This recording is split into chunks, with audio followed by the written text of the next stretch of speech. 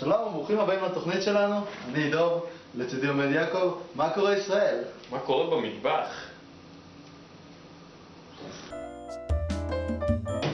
אוקיי, ונתחיל עם הכותרות?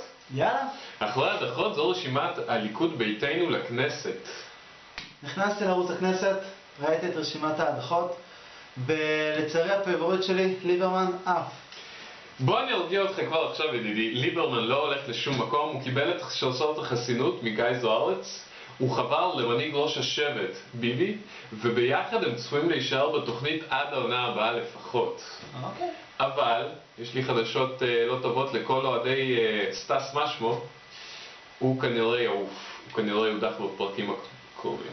אני ציפיתי ששר התיירות יישאר. כולנו. אוקיי, והקרב עובר לאותיות, תור בכנסת כמו בקופת חולים.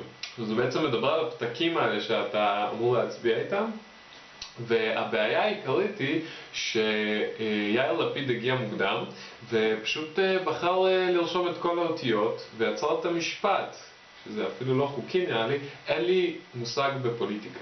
וואו, יאיר לפיד כל כך לא חכם, הוא צריך לקחת דוגמה ממשה קצב.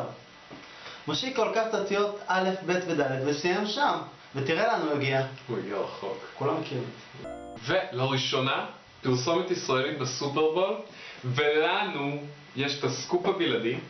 אנחנו השגנו את הפרסומת ואנחנו נראה לכם אותה כאן, עכשיו. בשידור ישיר. הטלוויזיה לא עובדת? החלב מקולקל? יש לכם מוצרי חשמל בבית? אוהבים חשמל? חברת החשמל! על פרסומת האמיתית אתם יכולים לראות בתיאור למטה. בעוד 20 שנה, תקשיב לזה טוב טוב, חלב, בשר ודגים יהיו לעשירים בלבד. בשר, חלב ודגים? בוא'נה, תמיד רציתי לדעת איך כל הסטטיסטיקאים האלה יודעים מה יקרה בעתיד. אוקיי, אני עשיתי על זה עבודת מחקר מעמיקה בסוף שנות ה-80 של המאה הקודמת.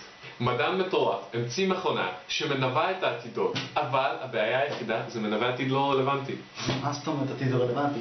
בשר, חלב ודגים זה רלוונטי לכולנו. לא כשהעולם נגמר עוד חודש, אנשים תתעוררו.